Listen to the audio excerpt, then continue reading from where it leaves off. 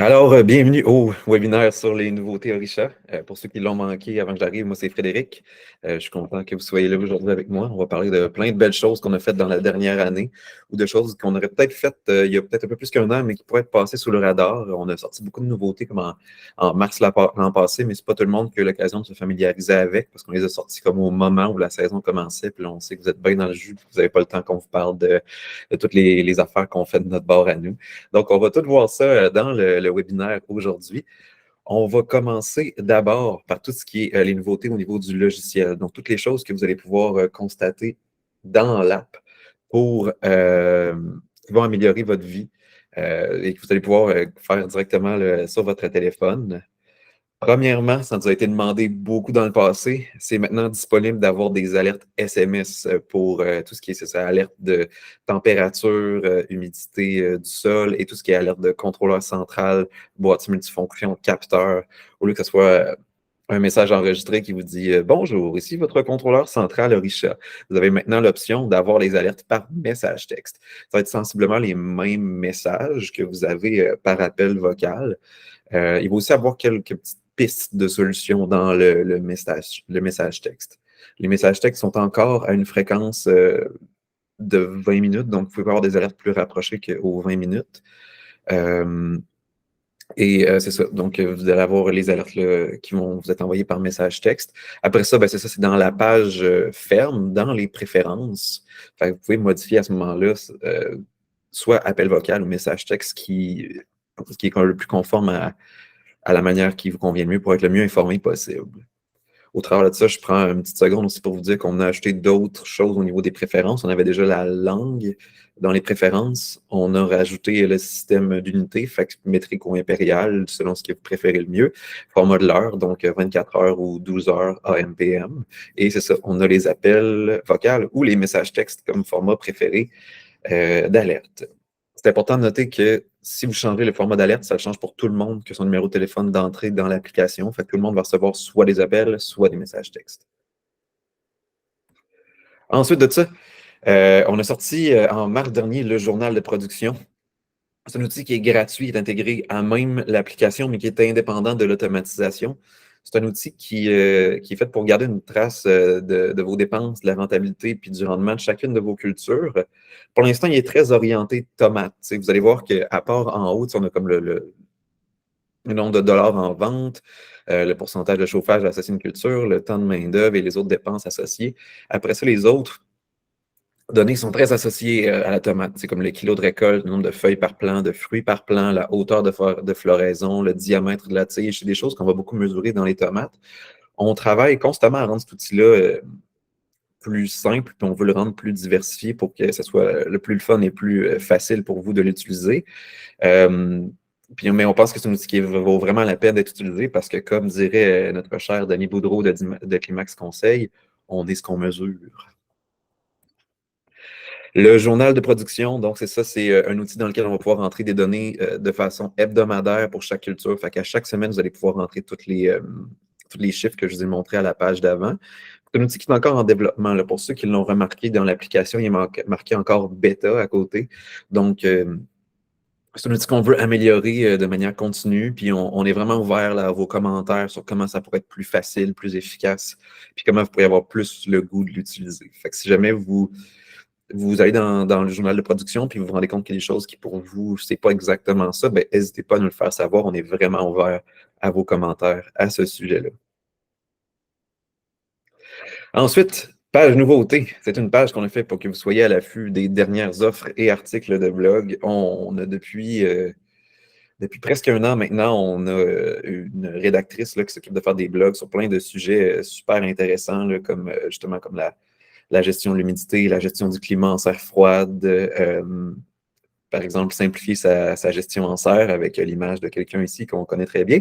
Et on a aussi, entre autres, un autre des nouvelles que vous pouvez voir sur cette page-là, qui est notre promotion qu'on a actuellement, qui est la promo de référencement. Donc, si vous êtes client chez Orisha, vous avez accès à un code promo que vous pouvez donner à tous vos amis. Et si vos amis achètent avec ce code de référencement-là, vous donnez à votre ami 20 de rabais.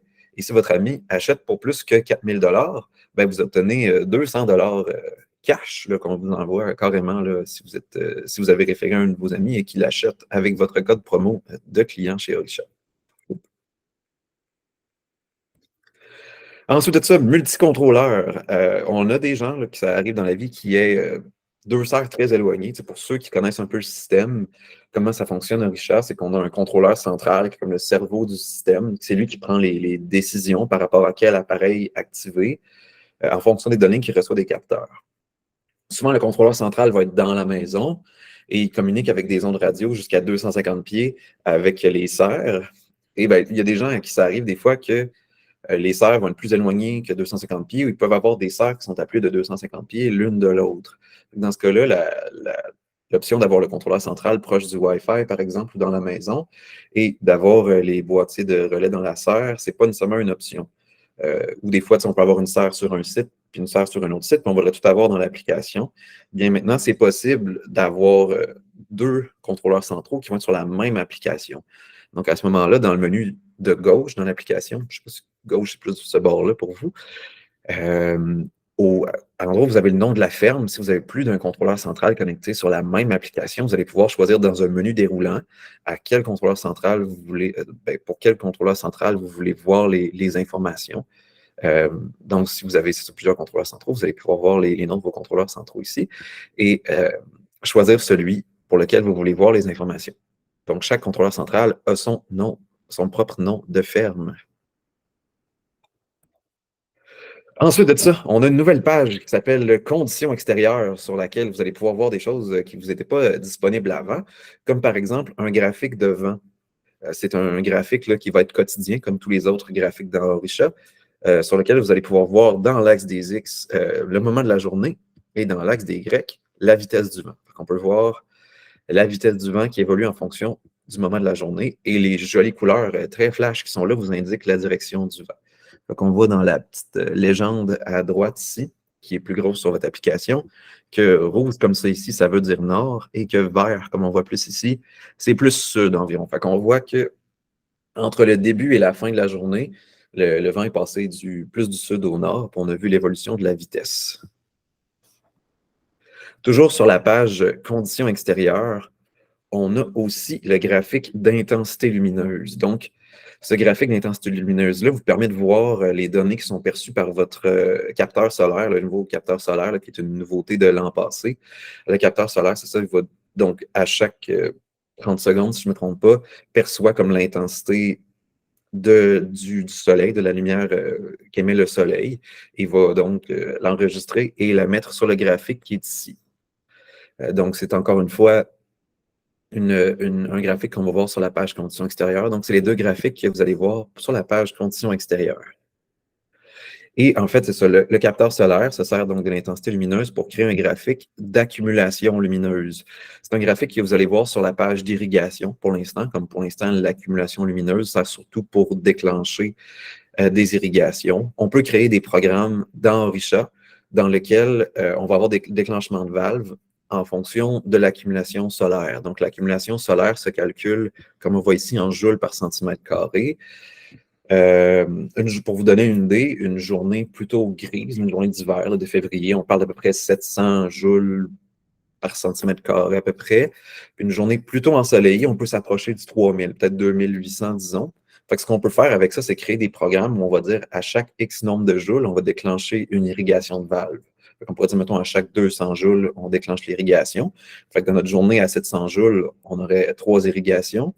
Mais dans notre journée à 2800, on en aurait peut-être, disons, 14. Fait que ça vous permet vraiment d'avoir une quantité d'irrigation qui suit les besoins des plantes. Comme plus les plantes reçoivent de lumière, plus ils ont besoin d'eau. On peut corréler tout ça ensemble grâce à notre nouveau capteur solaire. Ensuite de ça, très nouvelle nouveauté chez Orisha, c'est l'automatisation de toiles thermiques et d'ombrières. Ça aussi, c'est quelque chose qui est déclenché par le capteur solaire. Donc, le capteur solaire, ce qu'il va faire, c'est qu'il va, avec l'intensité solaire maximale, avec l'intensité solaire, ce qu'on peut faire, c'est juste dire à Orisha que nous, passer une certaine intensité, là, donc en watts par mètre carré, ce qu'on calcule dans le graphique ici. Si on dépasse une certaine intensité, Orisha va fermer, ou en fait va plutôt déployer les toiles thermiques pour faire de l'ombre sur vos plantes, là, si le soleil est trop intense. Ce que Orisha va faire, c'est qu'en fait, il va prendre une moyenne des 20 dernières minutes de l'intensité solaire. Puis si cette intensité solaire-là dépasse le maximum qu'on a établi, ben, il va déployer l'étoile thermique. Dans le petit programme d'ombrière qui est ici, on voit qu'il n'y a vraiment pas grand-chose à rentrer dedans. On a juste à rentrer une intensité solaire maximale. Dans notre cas ici, si on dépasse 500 watts par mètre carré, Orisha déploie l'étoile thermique.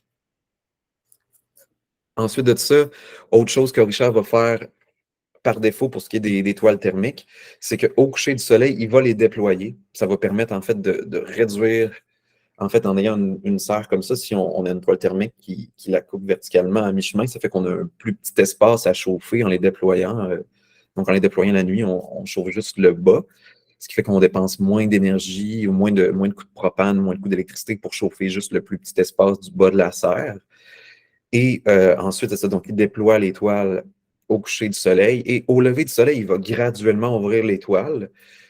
Il peut les ouvrir rapidement. En fait, il peut les ouvrir comme soit il commence par 5% par 5%. Mais une chose, un phénomène qu'on voit qui arrive le matin, quand on rétracte l'étoile thermique, donc quand on les réenroule sur elle-même, c'est que vu que l'air dans le haut de la serre est plus froid que l'air en bas, quand l'air en haut descend, ça peut créer de la condensation qui crée l'humidité pour les plantes. Pour cette raison-là, Orisha va être quand même prudent le matin quand il rétracte l'étoile thermique. Il va ouvrir petit pourcentage par petit pourcentage. Puis s'il voit que ça a quand même une grosse influence sur l'humidité et la température, il va être quand même prudent dans son ouverture. Mais s'il voit qu'il l'ouvre un petit peu par petit peu, puis il ne voit pas que ça affecte trop la température et l'humidité, ben, il va l'ouvrir plus rapidement. Fait qu'il est vraiment conscient là, de l'influence que ça a de rétracter la toile le matin, puis il s'assure que ça crée le moins de problèmes possible. Fait que ceci étant dit, ben, vous pouvez créer le programme optimal pour vos toiles thermiques ombrières en à peu près moins de 2 minutes, le temps d'entrer votre toile thermique dans l'application. Ça se fait à peu près comme entrer un roll-up, c'est-à-dire on met un relais, en plus comme entrer un toit, c'est-à-dire on met un relais ouvrant, un relais fermant, temps d'ouverture, temps de fermeture. Une fois que ça s'est fait, ben, on arrive dans le programme d'ombrière, on a juste notre intensité solaire maximale à mettre, puis on est parti pour l'automatisation des toiles thermiques. Chauffage multistage. Dans le passé, ceux qui sont avec nous depuis un petit moment ont déjà peut-être, ben, pour ceux qui ont déjà eu des fournaises multistage, ce qu'on faisait avant, c'est qu'on faisait des serres fictives.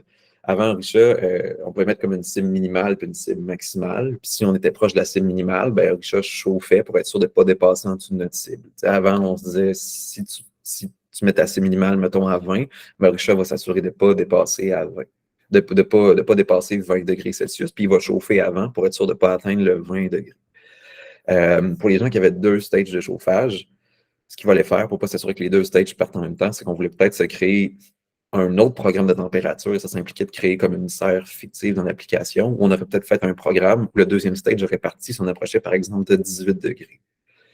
Ça a l'air bien tout abstrait puis complexe tout ça, mais on a simplifié ça à cette heure maintenant. C'est possible de faire des stades de chauffage dans l'application. Donc, dans le programme de température, on peut créer un stade de chauffage. Ça va être en bas complètement du programme de température. Ça va ressembler à peu près à ça ici. Puis c'est parfait justement pour les fournaises à plusieurs stages ou pour le biénergie. Par exemple, dans le cas ici, ça c'est un exemple de stade de chauffage. On a un stade 1, un stade 2. Comment Orisha va fonctionner, c'est que s'il se rend compte qu'il a besoin de chauffer parce qu'il fait froid ou parce qu'on approche de notre cible minimale, justement, il va activer le stade 1. Donc, tous les appareils qui sont dans le stade 1. Dans la petite légende ici, on voit que les appareils du stade 1, c'est, mettons, nos fournaises électriques. Fait qu'il activerait, par exemple, nos 2 fournaises électriques. Puis ensuite, Orisha, s'il se rend compte que le chauffage électrique ne fournit pas, dans le fond, si le stade 1 ne fournit pas pour chauffer la serre, il va passer au stade 2. C'est bien important de noter que Orisha, quand il passe d'un stade à un autre, il va juste garder activés les appareils qui sont cochés dans le stade. Fait que dans le cas ici où on fait du biénergie, par exemple, si on se dit que les appareils cochés ici, c'est 2 fournaises électriques et que les appareils qui sont ici, c'est 2 fournaises au propane, ou c'est une fournaise qui aurait comme électricité et propane. Dans le cas ici, quand on arrive au stade 2, comme les fournaises électriques ne sont pas cochées, il va les désactiver et juste activer le propane. Dans le cas, on aurait peut-être plus une fournaise, disons, une fournaise au propane qui peut avoir 2 intensités de chauffage. Il y a la plupart des fournaises, si on veut garder le stade 1 activé, quand on passe au stade 2 pour qu'on ait vraiment comme l'intensité maximale qu'on peut aller chercher, auquel cas on voudrait peut-être cocher les cases qui sont dans le stade 2 ici pour s'assurer d'avoir l'intensité maximale. C'est bien, c'est sûr que c'est un concept qui s'applique mieux quand vous avez comme vos fournaises devant vous, puis vous savez qu'est-ce qu'ils ont besoin. Mais ce qui est le fun avec ça, c'est que c'est vraiment pas très long à configurer, puis ça vous permet de juste comme en cochant des cases à juste déterminer qu'est-ce qui est comme prioritaire pour vous qui partent en premier, qu'est-ce qui est plus comme un backup. Puis Orisha se charge de gérer quand est-ce qu'on passe au stade 1, quand est-ce qu'on passe au stade 2, et etc. Il n'y a pas de limite au nombre de stages que vous pouvez mettre dans l'application. Ensuite, tuyau chauffant. Donc, comme on peut voir, le genre de petit tuyau que vous auriez ici dans une énorme serre comme celle-là, c'est quand même une technologie qui est de plus en plus démocratisée. On voit de plus en plus de producteurs qui ont ça pour chauffer soit leur table dans leur serre ou même à même leur sol. C'est des tuyaux chauffants. D'habitude, on va avoir une ouverture variable. Donc, contrairement à une fournaise, c'est pas juste du on-off pour chauffer. Il va y avoir des valves qui ont besoin de comme du 80 mA. Peut-être avoir besoin d'un temps d'ouverture-fermeture comme un roll-up. Donc, c'est ça. Avec Orisha, maintenant, l'automatisation des tuyaux chauffants permet à Orisha de comprendre c'est quoi le temps d'ouverture et le temps de fermeture qu'il y a de besoin. Puis vous pouvez indiquer dans les stages, encore une fois, c'est quoi vos stages pour l'ouverture de vos tuyaux chauffants. Fait que vous pouvez dire que, par exemple, vous avez un stage 1 dans lequel vous voulez que s'il commence à faire froid dans la serre, vous voulez que vos tuyaux chauffants s'ouvrent à 50%. Si ça ne suffit pas, on passe à 100%. Puis là, j'ai mis un stade 3 dans lequel, mettons, on aurait d'autres fournaises. Puis si les tuyaux chauffants ne fournissent pas, on partirait notre fournaise 1, fournaise 2, par exemple, dans le cas ici. Si vous ne mettez pas de stage dans l'application, dans le cas où vous utilisez des tuyaux chauffants, ce qui va se passer, c'est que si Orisha se rend compte qu'il a besoin de chauffer avec les tuyaux chauffants, il va juste les ouvrir par défaut à 100%, donc amener le plus d'eau chaude ou de liquide chaud possible dans votre système de tuyaux pour réchauffer la serre. La brumisation, ça, c'est quand même quelque chose qu'on a amené plus vers mars-avril l'an passé. C'est quand même quelque chose dont je voulais parler parce que c'est peut-être passé inaperçu pour certains d'entre vous. Je sais qu'il y en a déjà des gens qui sont ici dans le webinaire qui l'utilisent déjà. Mais donc, je vais faire un petit aperçu de tout ça. Une des nouveautés qu'on avait amenées avec le programme de brumisation, c'était que c'était un programme qui va utiliser les heures de lever et de coucher du soleil pour créer des périodes. Donc, c'est des périodes personnalisées que vous pouvez faire.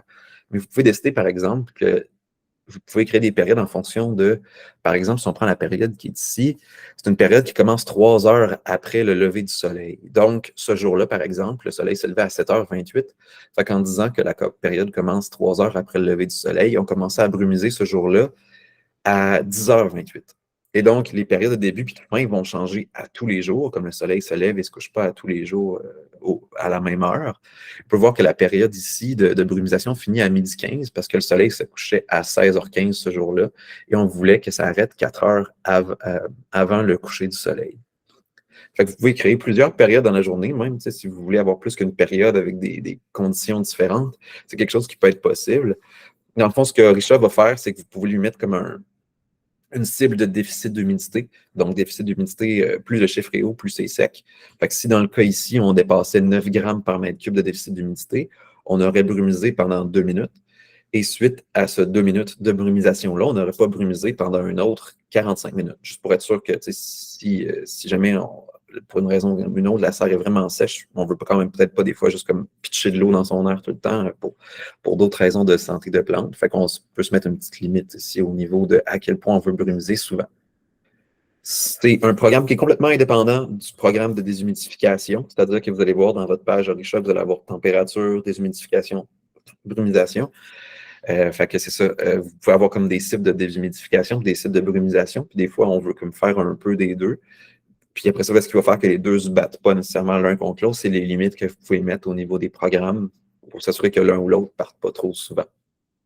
C'est quelque chose qu'on considère qui est vraiment le fun de la brumisation. On considère que c'est un indispensable, par exemple, pour la gestion de la chrysomèle du concombre ou d'autres petites bébites comme ça là, qui n'aiment pas ça être dans un environnement qui est trop brumisé. Fait que ça peut être une bonne chose là, si vous cultivez du concombre en serre de considérer la brumisation pour vos plantes. Autre petite nouveauté chez Orisha, on a maintenant un capteur de CO2. C'est un capteur donc qui va lire le CO2 en parties par million, en ppm dans le fond, dans votre serre. Encore une fois, on a un graphique quotidien qui s'ajoute sur la page climat pour ceux qui vont avoir un capteur de CO2. Pour l'instant, c'est un capteur qui est informatif seulement, donc il est disponible. Vous pouvez l'avoir dans votre serre. Vous pouvez voir c'est quoi votre chiffre de CO2. Il n'est pas encore relié à de l'automatisation. C'est quelque chose qui va s'en venir. Si jamais c'est quelque chose qui vous intéresse d'automatiser des appareils en fonction du CO2, on serait très ouvert à avoir votre feedback à ce sujet-là. C'est quelque chose là, comme qui est encore au stade de développement. Puis comme on aime ça avoir votre opinion là, sur ce qu'on fait, n'hésitez pas à venir nous parler si vous avez des idées à ce sujet-là. Pour l'ajouter dans l'application, c'est super facile. C'est comme ajouter un capteur de température. Le capteur de CO2 va ressembler beaucoup à un capteur de température, fait qu'une petite boîte avec les petits genres de toits en haut. Puis en dessous du capteur, encore une fois, il va y avoir un petit collant avec un chiffre qui commence par 100 quelque chose.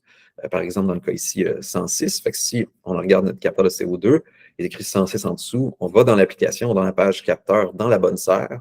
On clique sur Ajouter un capteur de CO2, on rentre 106. À partir de ce moment-là, Orisha sait que la lecture de ce capteur de CO2-là, c'est celle de la serre dans laquelle on l'a entré.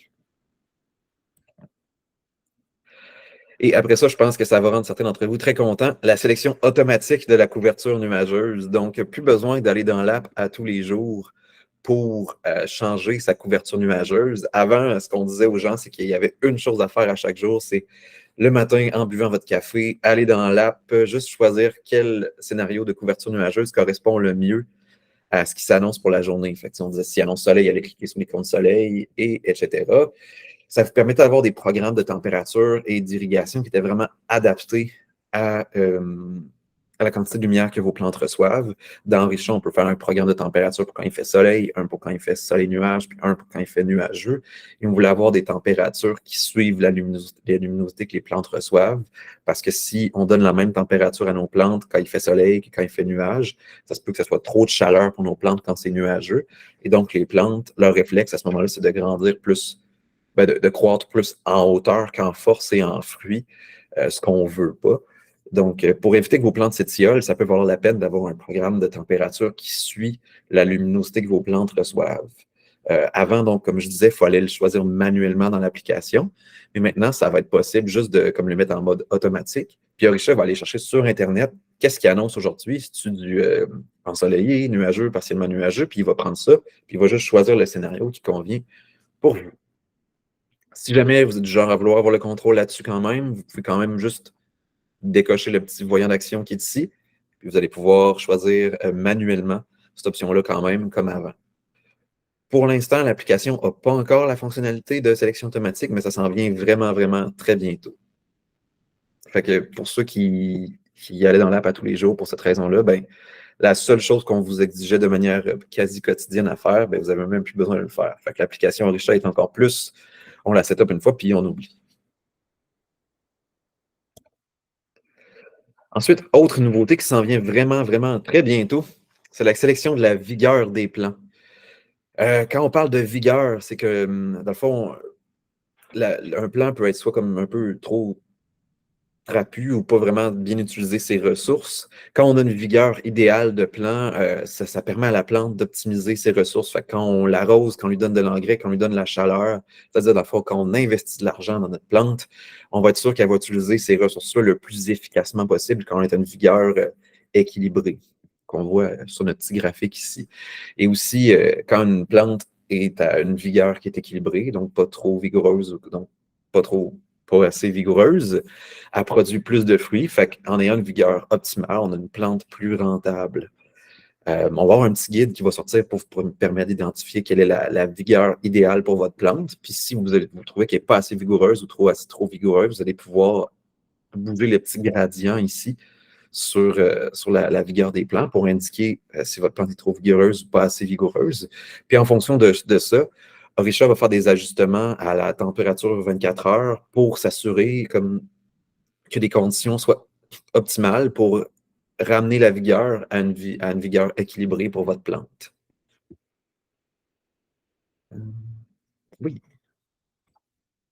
voyant d'action au gris. Ça se peut que vous l'ayez peut-être déjà remarqué cette année dans Orisha, quand des fois vous voulez mettre des appareils à on, surtout en début de saison, quand on rebranche notre contrôleur central, on se reconnecte à notre application pour la première fois. Vous avez peut-être voulu activer des appareils en mode manuel, puis vous avez peut-être vu que les voyants, au lieu juste d'être soit rouge quand c'est à off ou vert quand c'est à on, ils vont peut-être passer au gris. Ça, le gris, ce que ça veut dire, c'est une nouveauté dans l'application Orisha qui vous dit que votre contrôleur central, soit le cerveau du système, n'a pas réussi à envoyer la commande au boîtier multifonction ou au boîtier de relais qui active, qui désactive vos appareils. Pour vous donner une idée de comment ça se passe, d'habitude, le contrôleur central envoie une commande au boîtier multifonction pour dire, par exemple, mets la fournaise à on. Après ça, ben, le boîtier multifonction va mettre la fournaise à on. Après ça, il va répondre au contrôleur central pour dire parfait, j'ai mis la fournaise à on. Fait que là, c'est un succès. Le voyant Orisha passe du vert au rouge ou du rouge au vert. Mais si le contrôleur central envoie sa commande au boîtier multifonction pour lui dire mets la fournaise à on, puis qu'il n'y a pas de retour de la part du boîtier multifonction, comme quoi la fournaise a bel et bien été mise à on, ben, à ce moment-là, vous allez voir que votre voyant va passer au gris. Ça peut être donc causé par plusieurs choses. Ça se peut que votre boîtier multifonction soit juste pas à on, peut-être un problème de portée ou quelque chose comme ça. Ça m'est arrivé il y a 2 jours chez un client qui m'a appelé parce que justement, il disait j'essaie de mettre ma fournaise en mode manuel dans l'application, mais le voyant est au gris. Qu'est-ce qui se passe? Puis finalement, ben, c'était sa power bar qui avait été mise à off pour son boîtier multifonction parce qu'un de ses employés avait accoté une échelle sur la power bar. Euh, on a réglé ça très rapidement parce que finalement, quand on s'est rendu compte que c'était au gris, 99% du temps, c'est une question d'alimentation du boîtier multifonction. Bien sûr, c'est important aussi de prendre en considération que même si votre voyant passe du vert au rouge ou du rouge au vert, ça veut dire que c'est un succès de communication entre vos boîtiers Orisha. Mais même si votre boîtier multifonction, lui, il envoie le signal d'activation à votre fournaise, par exemple, il peut y avoir des raisons pour lesquelles votre fournaise ne pourrait pas partir ou n'importe quel autre appareil ne pourrait pas partir. C'est-à-dire que Orisha, ce qu'il fait, lui, c'est qu'il va faire une connexion dans un relais. Et que cette connexion-là est supposée envoyer un signal à votre fournaise de s'allumer. Mais si, mettons, le breaker de votre pression positive n'est pas à on, ou si, par exemple, ben, vous n'avez plus de propane dans votre fournaise, ben, Orisha n'a pas vraiment de contrôle là-dessus. Lui, il a envoyé son signal, mais ça se peut que votre fournaise ne puisse pas chauffer ou que votre pression positive ne puisse pas être partie s'il y a d'autres conditions externes à Orisha sur lesquelles Orisha n'a pas de contrôle qui ne permettent pas donc d'activer les appareils. Mais au moins, chose que vous pouvez savoir avec ce voyant-là, c'est que si le voyant a été mis au vert ou au rouge, Orisha a fait son travail. À ce sujet-là, je voudrais aussi juste rajouter que c'est aussi une bonne raison pour laquelle c'est important de se mettre des fois des alertes de température dans son application Orisha. Vous avez une page sur laquelle vous pouvez mettre une alerte minimale et maximale. Donc, vous pouvez être soit appelé ou texté si votre température descend en dessous d'un certain point ou si elle monte au-dessus d'un autre point. Fait que dans toutes les sécurités que vous pouvez avoir dans votre Orisha, on recommande fortement de rajouter celle-là, qui est inclus à même l'app Orisha gratuitement. Ensuite, les nouveautés matérielles, donc à partir de pas mal maintenant, si vous achetez du stock pour une nouvelle serre Orisha, vous risquez de vous faire envoyer les nouveaux boîtiers que je vais vous montrer à l'instant. Premièrement, le boîtier de côté, on voit ici Martin, mon super collègue de l'assemblage, en train d'assembler un boîtier de côté ouvrant. C'est un tout petit boîtier, à peu près gros comme ça, à peu près le 2/3 de la grosseur d'un boîtier multifonction, pour ceux qui en ont déjà vu. C'est un boîtier qui va juste faire l'activation de 2 côtés ouvrants. Donc, il n'y a pas d'autre relais pour quoi que ce soit d'autre. Ce boîtier-là fait juste ça. On a décidé de séparer les utilités en 2 différents boîtiers pour faciliter l'installation, entre autres. Le boîtier de côté, une chose, parmi les avantages qu'il va faire, c'est que maintenant, dans le boîtier, pour chacun des 2 relais de côté ouvrant, vous avez des lumières d'aile qui vont vous indiquer l'état de chaque relais. Fait que si, par exemple, vous voulez comprendre, mettons, pourquoi votre côté ouvrant se monte puis baisse pas, bien, vous avez des lumières dans le boîtier qui vont vous dire, par exemple, si le relais 1 ou le relais 2 pour vos moteurs, soit est en mode protection, ça veut dire qu'il s'est mis en mode protection, il s'empêche de donner du courant au moteur pour s'assurer qu'il ne va pas trop forcer puis endommager quelque chose. À ce moment-là, on redémarre le boîtier puis tout est beau. Et sinon, ben, dans le cas où il n'y a pas de courant qui sera en relais, vous avez aussi une lumière qui va vous indiquer ce problème-là. Aussi, autre avantage avec ce petit boîtier-là, c'est qu'il peut opérer des côtés d'une longueur maximale de 200 pieds. Avant, le boîtier Orisha, le boîtier multifonction à côté ouvrant, il était à 150, donc on augmentait un peu la longueur de côté que le boîtier de côté ouvrant peut opérer. Puis une autre nouveauté, c'est que les fusibles dans le boîtier multifonction, c'est rendu des fusibles de voiture. Avant, on avait des fusibles qui se trouvaient juste chez un détaillant en ligne. Puis là, on a fait quelque chose de beaucoup plus accessible, quelque chose qui se trouve dans mettons, chez Canadian Tire. Là. Fait que vous pouvez aller là, puis vous pouvez juste racheter le même type de fusible à cet endroit-là, ce qui rend les changements de fusible beaucoup plus accessibles.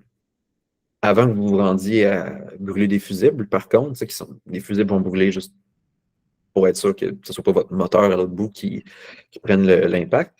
Il y a quand même le mode protection qui est là, qui est un mode intelligent dans le boîtier qui s'assure que si votre boîtier force trop, on ne veut pas, comme par exemple, endommager votre plastique de serre, on ne veut pas que votre moteur force trop, ben, le mode protection est là pour s'assurer que ça ne se passe pas avant. Autre nouveauté Orisha, encore une fois présentée par mon sympathique collègue Martin ici, c'est le boîtier d'activation. Donc, c'est un boîtier qui ressemble beaucoup à un boîtier multifonction, pas de switch dessus, mais il y a encore une fois une plus petite version. Lui, dedans, il va avoir 4 relais au lieu des 10 qu'on avait avant dans le boîtier multifonction. Donc, c'est des relais là, qui font juste des on-off, comme les relais de 1 à 10 dans le boîtier multifonction, par exemple. C'est des relais qui vont faire un contact ou pas de contact entre les appareils qui sont connectés dedans. Avec l'appareil qui sont connectés dans un des relais. Dans le boîtier d'activation, on a aussi encore une fois des DEL, donc des lumières qui vont nous indiquer l'état de chaque relais. Donc, on a 3 lumières. On en a une qui nous dit si le relais est à on. Donc, vous pouvez voir justement si Orisha il fait la consigne pour que le relais en question soit on. Donc, c'est vraiment des lumières. On a ces 3 lumières-là pour chacun des 4 relais. On a aussi une lumière qui nous indique si l'appareil est en mode manuel. Puis, on a aussi une lumière pour nous dire s'il n'y a pas de courant. C'est pour une raison ou pour une autre, il y a quelque chose qui empêche le courant de se rendre au relais Orisha. Vous allez avoir une lumière qui va vous indiquer ça ici. Il y a aussi possibilité dans le boîtier Orisha d'avoir des contacts qu'on appelle dry ou wet. C'est-à-dire que, typiquement, là, dans les boîtiers Orisha, les contacts ne donnaient pas de courant. C'est juste des contacts qui vont faire que soit le courant passe dedans ou passe pas, mais le courant ne venait pas directement du relais Orisha.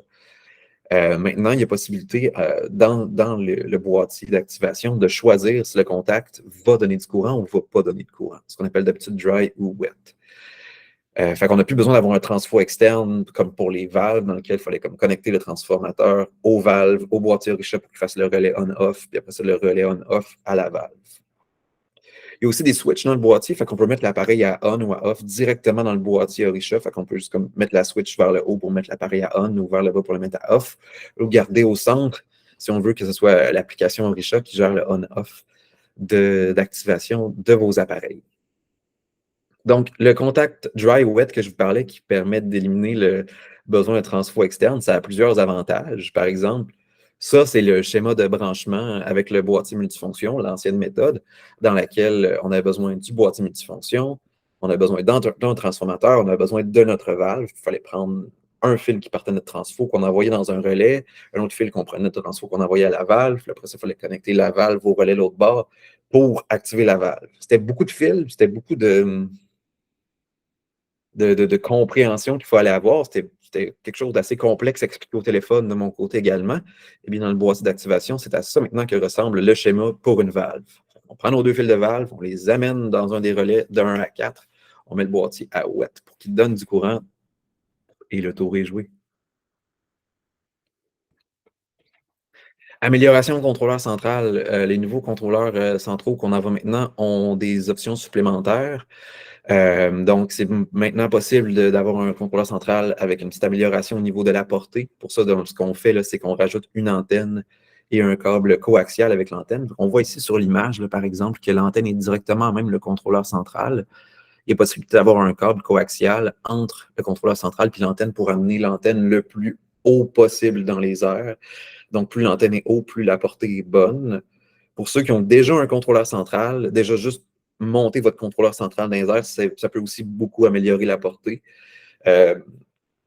Si ce n'est pas possible, l'antenne peut aussi être une bonne option, comme on peut laisser le contrôleur central à niveau réaliste, puis après ça, juste monter votre antenne plus dans les airs. Et on a aussi amélioré la connectivité par câble Ethernet. Ça, en fait, les câbles Ethernet, c'est possible pour toutes les versions de contrôleur central, que vous l'ayez depuis 4 ans ou que vous l'ayez dans 3 mois. Il est toujours possible de connecter votre contrôleur central par câble Ethernet. Ce qu'on a rajouté, en fait, c'est une option plus facile pour faire cette connectivité-là. Donc, il y a comme une prise externe au boîtier blanc qui permet de connecter ça avec un câble Ethernet. Pour les anciennes versions, il faut passer ça par le même trou que le fil d'alimentation. On a rendu ça plus facile pour les prochaines versions. Ensuite de ça, capteur bulbe sec, bulbe humide. C'est une nouveauté En fait, ça, c'est quand même c'est rendu une vieille nouveauté au point où on en est. Ça fait, je pense, 1 an et demi qu'on en a, ou peut-être même plus que ça. Il y a des gens qui ont fait leur dernière saison au complet avec des bulbes secs, bulbes humides. Mais j'ai eu des recommandations d'agronomes cette semaine qui m'ont recommandé d'en parler à nouveau parce qu'ils trouvent qu'on ne le pousse pas assez et ils l'aiment beaucoup. Une compagnie de conseiller en serre qui commence par C et qui finit par Limax m'a dit que je devrais en parler plus. Fait que j'ai fait une petite diapositive là-dessus. Donc, le capteur bulbe sec, bulbe humide, c'est un capteur qui fait comme le capteur de température et d'humidité standard. Il va faire aussi, lui aussi, une lecture de température et d'humidité. Fait qu'on choisit un ou l'autre pour la serre. Mais le bulbe sec, bulbe humide a plusieurs avantages. Déjà, il y a un ventilateur intégré dans le capteur, ce qui fait qu'on a une circulation d'air qui va être plus réactive, ou en fait, on a une circulation d'air dedans qui fait que le capteur va être plus réactif au changement de température. Versus le capteur électronique qu'on faisait au début, qu'on vend encore d'ailleurs, qui lui n'a pas vraiment de ventilateur, fait qu'il peut peut-être se créer un peu plus de microclimat dans le capteur que le bulbe sec, bulbe humide. Il y a aussi une lecture d'humidité plus durable, le capteur bulbe sec, bulbe humide. En fait, le capteur électronique qu'on fait, la pièce qui fait la lecture d'humidité avec le temps peut finir par il peut finir par avoir de l'humidité qui s'accumule dessus après peut-être une couple d'années, ce qui fait que la lecture d'humidité va toujours nous sembler de plus en plus humide. Éventuellement, donc, il faut changer une pièce dans le capteur qui va, qui va donc nous permettre d'avoir une lecture d'humidité qui est plus proche de la réalité. L'avantage avec le principe d'un bulbe sec, bulbe humide, c'est que la manière qu'on calcule l'humidité n'implique pas de contact direct, on va dire, avec l'humidité de la serre. C'est un principe qui fait donc que la lecture d'humidité est plus fiable et plus durable. Après ça, il y a un petit entretien à faire au niveau du capteur bulbe sec, bulbe humide. En fait, c'est un capteur, donc il y a comme deux capteurs dessus, un qui est sec puis un qui est humide. Et lui qui est humide, il est humide d'une manière à ce qu'il y a une gourde dans le capteur là, qui fait à peu près toute la grosseur de la partie du bas ici. Et dans cette gourde-là, il y a un fil, un genre de lacet qui sort, qui va se plugger à l'un des bulbes du capteur. Et le lacet, par capillarité, va devenir humide et va donc humidifier l'un des deux bulbes dans le capteur. Et donc, c'est la différence. Dans le fond, avec le bulbe sec, le bulbe humide, il va calculer la différence de température entre les deux bulbes pour savoir c'est quoi l'humidité dans la serre, parce que c'est l'évaporation de l'eau sur le bulbe humide qui va nous donner une indication de à quel point c'est humide dans la serre. En gros. Après ça, autre nouveauté cette année, la possibilité d'avoir un capteur extérieur. Donc, il y a des gens qui, en fait, par défaut, Orisha permet d'avoir une lecture de la température extérieure en se basant sur les données météo fournies par Internet. Donc, quand vous êtes connecté, quand votre contrôleur central est connecté à Internet, Orisha va chercher les données météo sur Internet pour savoir c'est quoi la température extérieure à votre serre. Puis Orisha va se servir des données extérieures pour plusieurs choses. Par exemple, choisir quel appareil il va prendre pour ventiler votre serre, puis aussi savoir s'il doit utiliser les côtés ouvrants, à quel point il les ouvre vite. S'il fait quand même froid dehors, puis qu'il a à ouvrir les côtés ouvrants, il va peut-être les ouvrir de 5% par 5%, il va être prudent. Mais s'il fait plus chaud dehors, ça ne dérangera pas de les ouvrir 20% par 20%, parce que ça, les faux clairs commencent à rentrer vite. À l'inverse, s'il fait plus froid, il veut peut-être plus être prudent parce qu'il ne veut pas les ouvrir trop, qu'il y ait trop d'air froid qui rentre, qui ait à fermer vos côtés ouvrants, puis qui ait à chauffer pour ventiler. Il va aussi utiliser les données extérieures pour savoir c'est quoi la meilleure méthode pour déshumidifier. Une chose qu'on s'est donc fait demander, c'est qu'il y a des gens qui voulaient avoir la lecture précise de la température et de l'humidité à même leur ferme pour avoir quelque chose de plus précis, de plus localisé, parce qu'avec Internet, on n'est pas à l'abri, avec les données Internet, on n'est pas à l'abri des microclimats. Donc, vous pouvez prendre un capteur de température et humidité et le mettre à l'extérieur de votre serre. Puis il y a juste à aller dans la section capteur de votre application et rentrer le numéro sur le collant de ce capteur-là dans la section température et humidité extérieure. Et à partir de ce moment-là, Orisha va prendre cette lecture-là comme étant la température d'humidité, la lecture de température et d'humidité extérieure pour votre ferme.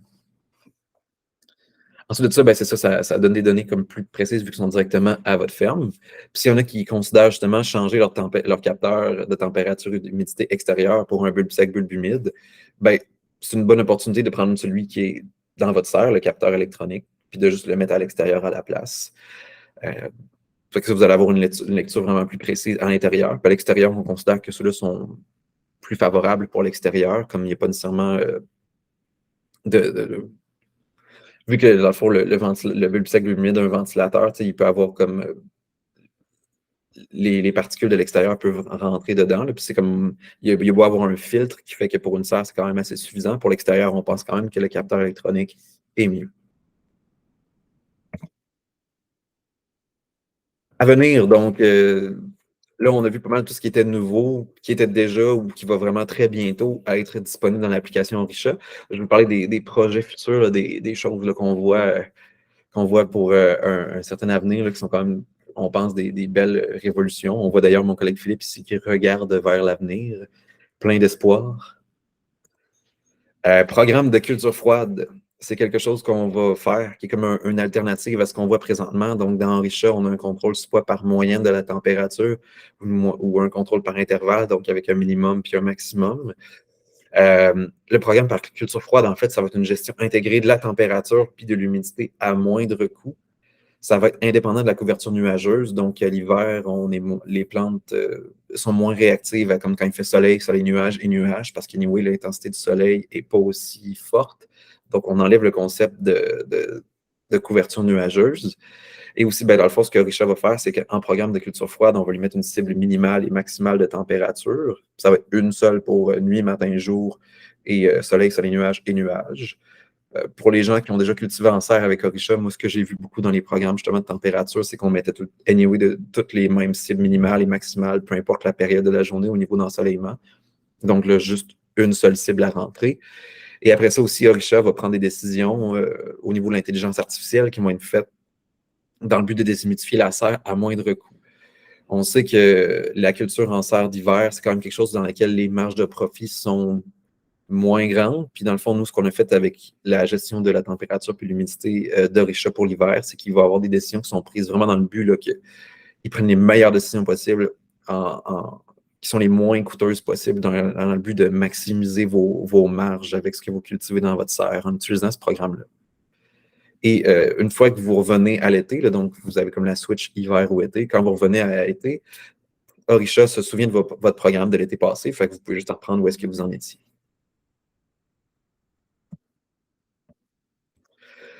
Prochaine nouveauté qui s'en vient aussi, caméra thermique.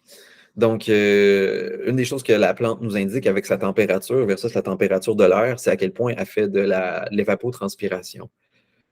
Et l'évapotranspiration, c'est comme quelque chose qui nous donne beaucoup d'informations sur la santé d'une plante, je pense au niveau de la vigueur, entre autres. Donc, Orisha, le but avec cette caméra thermique-là, ça va être d'identifier la différence de température entre la plante et son environnement, puis d'ajuster le climat en fonction de la plante. Fait qu'à partir de ce moment-là, tu sais, ce que Richard va se demander, c'est pas nécessairement comme c'est quoi le climat optimal pour ma plante, mais il va plutôt prendre des décisions en fonction de la plante elle-même. Parce que au final, ce qu'on fait, c'est qu'on met des températures qu'on juge qui sont bonnes pour la plante, mais le but dans la serre, c'est pas nécessairement d'arriver à cette cible-là, c'est plutôt d'avoir les plantes le plus en santé possible. Fait en utilisant une caméra thermique, on s'assure que les décisions sont prises directement en fonction de comment la plante se sent. Ça, c'est quelque chose qui est encore au stade de recherche et développement. On a un employé à temps plein là, qui est sur cette option-là, là, donc de développer la caméra thermique. C'est quand même une fonctionnalité qui existe déjà dans certains systèmes, les caméras thermiques, des systèmes qu'on parle pour des gros complexes, là, des savouras et des choses comme ça. Puis nous, notre but, c'est vraiment de prendre ces technologies-là là, qui peuvent paraître inaccessibles, puis de démocratiser ça le plus possible, de rendre ça le plus accessible et le plus abordable possible pour les producteurs en plus petite surface, pour que vous soyez compétitifs puis que vous ayez accès aux mêmes technologies que les grands de ce monde à plus faible coût. Dernière petite nouveauté, là, j'ai même pas d'image à quel point on est encore au niveau plus de la programmation, mais la conductivité électrique. Donc, savoir quelle est la conductivité électrique du sol pour avoir aussi des indicateurs de la teneur de certains nutriments dans notre sol, ce qui peut nous permettre de savoir mieux quand irriguer et faire de la fertigation. C'est on est sur la première phase présentement, fait qu'on fait des tests qui sont au niveau plutôt informatif. Fait comme le capteur de CO2, on s'enligne pour d'abord avoir plutôt des graphiques sur la conductivité électrique du sol avant de lier ça à de l'automatisation.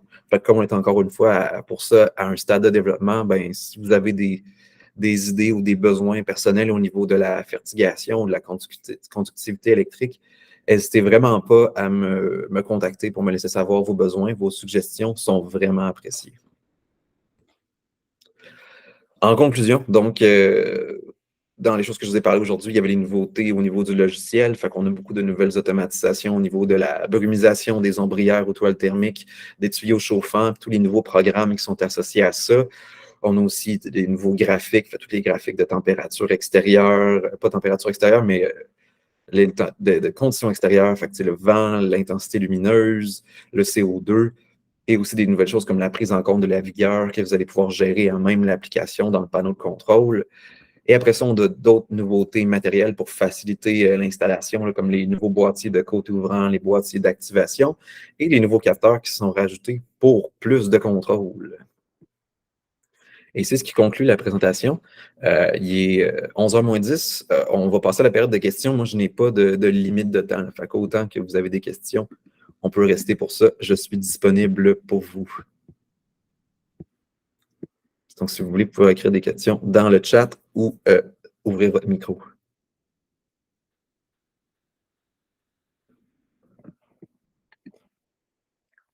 Je vais vous laisser peut-être une minute ou deux sur le temps d'ouvrir votre micro. Si ça se trouve, peut-être que ma présentation était super claire, puis ça n'a même pas suscité de questions, auquel cas génial. Dans les prochains jours, merci Caroline, pas de questions pour toi, tout était clair. Dans les prochains jours, on va vous envoyer comme un récapitulatif du webinaire dans lequel vous allez avoir le PDF du webinaire, vous allez avoir, vous allez avoir aussi l'enregistrement du webinaire qui va être fourni. Donc, si jamais à ce moment-là, quand vous recevez ce courriel-là, vous avez des questions, des choses qui méritent clarification, n'hésitez pas à m'écrire un petit courriel pour me dire si vous avez des questions. Aussi, vous avez des suggestions de développement. On est toujours bien ouvert à ça. On essaie de travailler le plus possible avec notre communauté. Donc, n'hésitez pas à me faire savoir s'il y a des choses que vous voudriez voir automatisées dans votre serre. Donc, c'est pas mal ça pour moi. Je vous laisse encore peut-être une petite 30 secondes, voir si vous avez des questions. Oui, on a une main levée. J'ai pas eu le temps de voir c'était qui avait levé la main, mais vous pouvez ouvrir votre micro. Merci Myriam. Bonne journée à toi aussi. Et il y a quelqu'un qui a levé la main, j'ai vu, j'avais pas juste eu le temps de voir c'était qui. C'était-tu Yvan?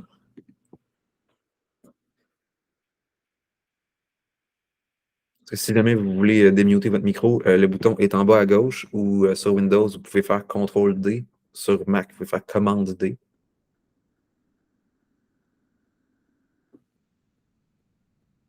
Parfait, donc je pense que c'est ce qui va conclure la présentation. On se dit à bientôt tout le monde.